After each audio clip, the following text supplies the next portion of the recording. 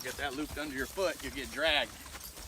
We've been plowing this field right here. Show them, Sam. And now, lunch break. Not just for humans, but for the horses. And one of the things I was talking about earlier in the barn, you know, what's changed in the world, a lot of things. Happiness has gone down for many people. I saw a survey talking about happiness. 80% of people hate their job. I think one of the things that's happened is it's easy to lose your sense of purpose. There's a good book you should read called The Paradox of Choice by Barry Schwartz.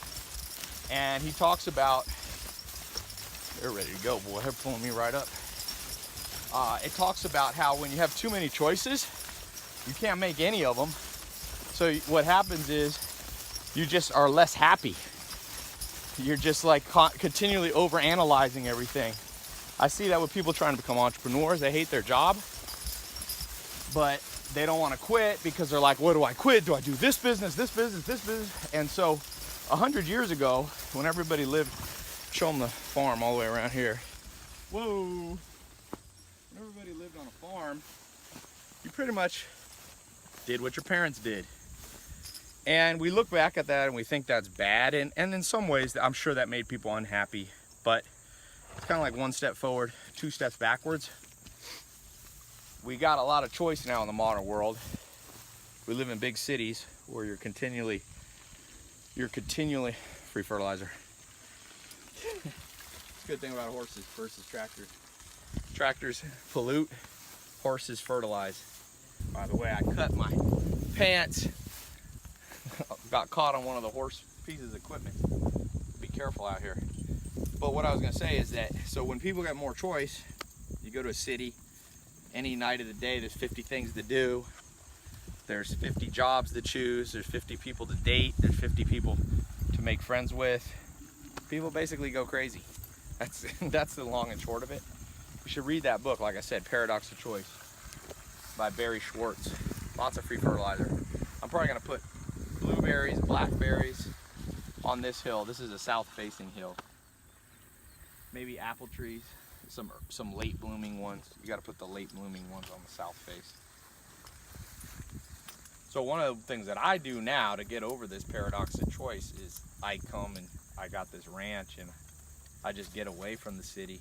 I get into a routine, simple things.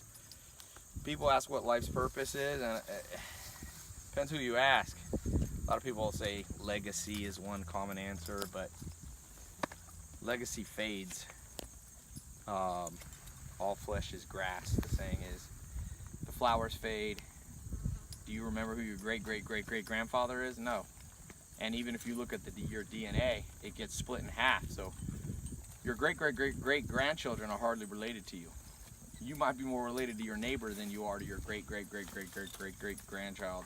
So legacy is an okay answer. It's an obvious answer that makes sense, family, things like that. Other people say, you know, maximizing what you have. That's a decent answer. Other people say leaving the earth better than you found it, all these things. But I think that the answer sometimes is simpler than that. Like I said, the Native Americans lived here before all the settlers came. They used to just say, you know, what is man without the beast? What are humans without animals? And I think being connected to the land, animals, nature, the natural cycles, winter, spring, summer, fall, this is your purpose, you know? And that's hard to say because 90% of people live in big cities, but the world could change. The demographics should change. If people are asking me what would make them happier, I'm not saying this is an easy answer for society. I'm just saying this is one answer that I've tested it on a lot of people from the city. If you have high anxiety, which is 30 to 40% of planet Earth, you're overstimulated. You know, you got to get to where, like when I'm here on the ranch, I'm not overstimulated. It's simple. Milk the cow in the morning, feed the horses, put hay, put straw down, plow, plant. You know, you get strong. You don't have to work on a farm. Your hands get dirty, and you don't really think like what the purpose of life is. That book by Eckhart Tolle called The Power of Now. It's interesting. I never loved that book because people use the power of now to mean they're really, people have taken it to mean like meditation and stuff like that, which is fine. I'm not anti-meditation, but you can't meditate unless you're the Dalai Lama 10 hours a day. So it's not really a solution. I think what the power of now means is just not thinking about the future, not thinking about the past. Kind of like these horses. These horses are not thinking very far ahead. And horses are pretty happy. At least these ones are. Doc, Duke, you happy? Jerry, Jake. They're learning their names. They actually know them. But they're just in the moment. So I think it's less about meditation and it's more about doing activities. It can be a garden if you live in a city. It can be taking care of animals. Dogs are good, but you should have more than one species. I see people just get so into their dog, what they end up actually doing is, it's called anthropomorphizing. They turn their dog into a human. You see people, they put like a LA Lakers jersey on their dog. They put socks and shoes. The dog hates it. But it's almost, I guess people don't have kids anymore, so now they have dogs. But a dog doesn't want to be a human. And dogs are happiest when they're out roaming, eating meat, scavenging, all that stuff. And so I think you need to have different animals. And you have different living things around you. And the more you have, the happier you are, unless they're mosquitoes or blood-sucking flies. I had to smack one on him, was sucking his blood while I was working. Most animals, not all things, are lovely. But yeah, that's a simple answer to what the purpose of life is in many ways. People want more complex answers because they're overthinking everything. We'll walk and talk. Come on, boy. Doc, Duke. Horses can pretty much sleep standing up, so they want to go back to that barn. We're going to a different barn. Stand, come on. Horses are hard-headed. Like people. So try to find something that you enjoy, that's simple. Try to find something that's a routine that you have to do every day. Getting in a rhythm is good. A lot of people ask me what the best daily routine.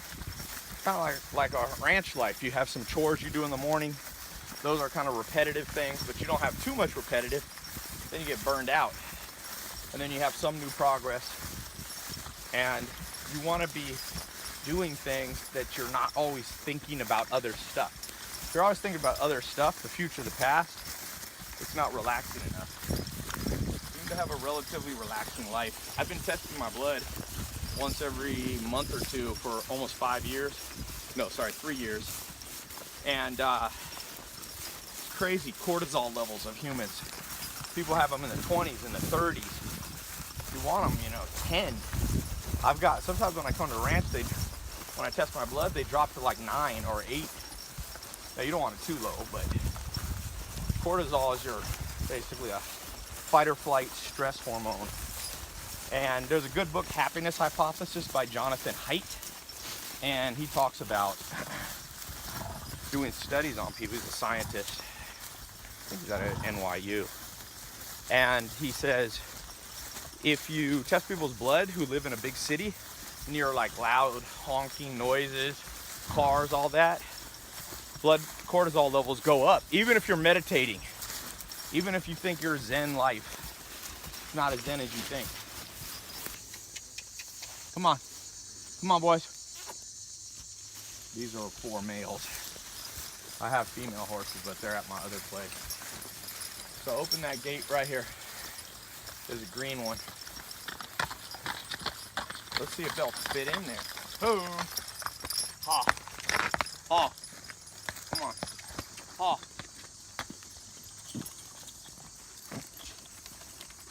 Ooh, that's gonna be a tight squeeze. We gotta get rid of this. Show them what the cattle guard is. This was here before I was here. I gotta get rid of it. It's very annoying. Okay, I don't know if they can get in there. Come on, guys. Let us try. If we go, this will be something to try. We gotta go get 2 through. Whoa, don't cut yourself. Step. Come on. G. There you go. Look at that. All right, can you close that? Step. These gates were not put in quite with these size horses in mind. They were put with little riding horses in mind. These are big boys. They're about, those two over there, about 2,100 pounds probably. These eat about 50,000 calories a day each. So they don't go on the Weight Watchers diet. I don't think you can get a, can you get a Weight Watchers diet, Sam? 50,000 calories? No. Oh, see if we can make it through this little ring. Oh.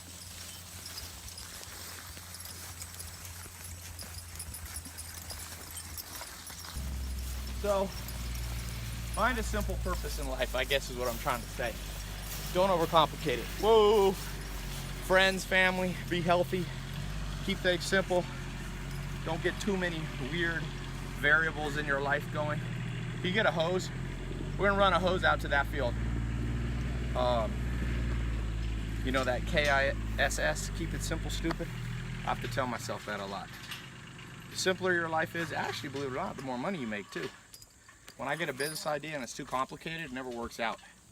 When I just have simple business ideas, like I'm launching a new food brand where we ship you a box of meat, you know, pasture, rotationally grazed, grass-fed beef and chicken and all that stuff. It's just a simple idea. And those ideas are much more, I mean, any business idea can fail, but it's a lot less likely to fail. Is it open all the way? So, make you more money, make you happier, make more time for better people. Like Sigmund Freud said, you can't love everybody the same, because if you love everybody the same, then you take away time from good people. You gotta have simple life so you have time to remember the good people, the people that are your closest friends that you should spend more time with, attention to.